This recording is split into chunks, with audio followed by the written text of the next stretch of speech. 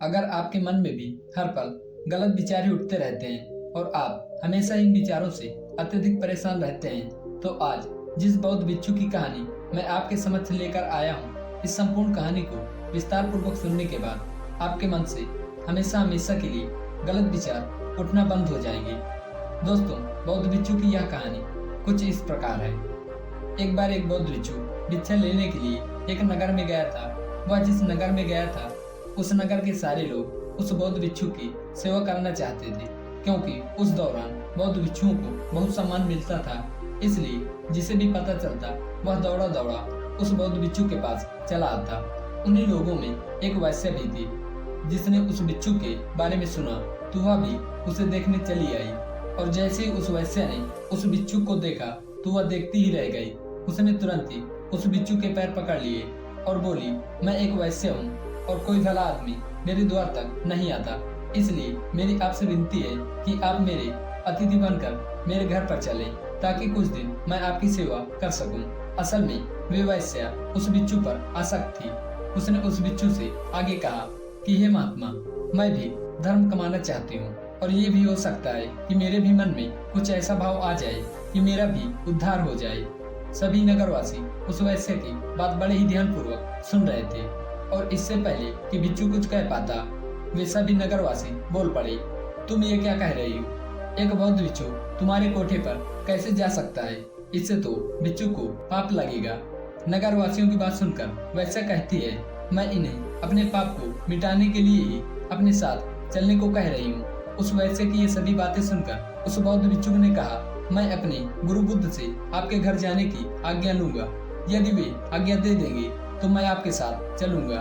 ये सुनकर वैश्या कहती है, ठीक है, मैं आपका इंतजार करूंगी। इतना सुनकर उस नगर के सेठ ने कहा कि हे महात्मा, ये पापी है, आप मेरे साथ चलिए, इसका कोठा आपके जाने के लायक नहीं है। इतना सुनकर वो वैश्या बोल उठी और कहती है कि तब तो इस नगर वाले सारे अमीर पापी हैं, क्योंकि वे सभी मेरे पास आ चुके हैं। और सेठ जी, आप भी तो मेरे पास आते हैं, तो आप पाप से कैसे मुक्त हो?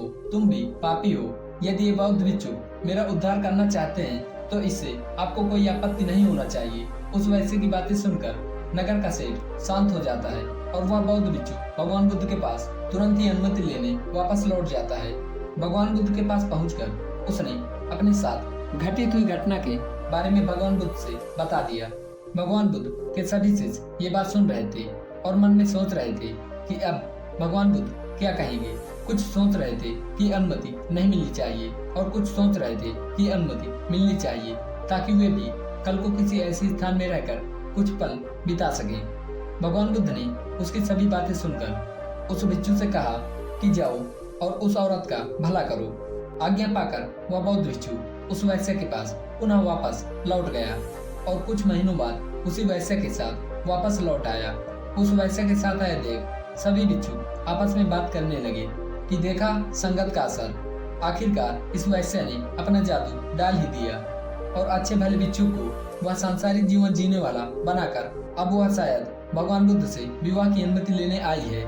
लेकिन भगवान बुद्ध को पता था अपने शिष्य को कि वो कैसा है, इसलिए भगवान बुद्ध उसे आता देख मुस्कुरा रहे थे। उस भिक्षु ने अपने गुरु के पैर पकड़े और कहा, हे भगवान, मैंने इस औरत का उद्धार कर दिया है। अब ये एकदम शुद्ध आत्मा बन चुकी है, अतः इसे भी अपने शिष्य के रूप में स्वीकार करें। ये सभी बातें सुनकर सभी शिष्य आश्चर्य में पड़ जाते हैं कि ये सब कैसे हुआ। चरित्र तो हमेशा बुरे के साथ रहकर अच्छे का खराब हो जाता है, क्योंकि हमें बचपन में यही सिखाया गया था कि बुरे के साथ रहकर तुम भी बुरे बन जाओगे। तब भगवान बुद्ध कहते हैं कि देखो, इस भिक्षु को इसने मेरी आशा के अनुरूप कार्य किया। इस औरत के चरित्र को अपने चरित्र जैसा बना दिया, ना कि खुद को बदलने दिया।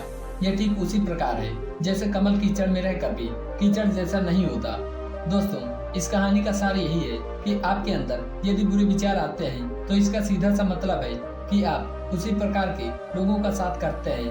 आप हमेशा ही अपने अंदर बुरे विचारों को प्रवेश करते हैं, ना कि अच्छे विचारों को।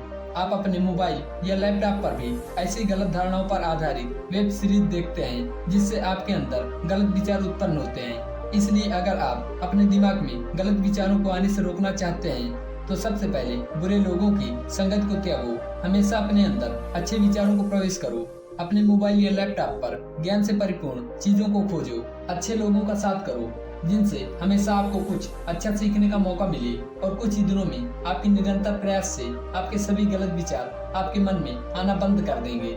धन्यवाद।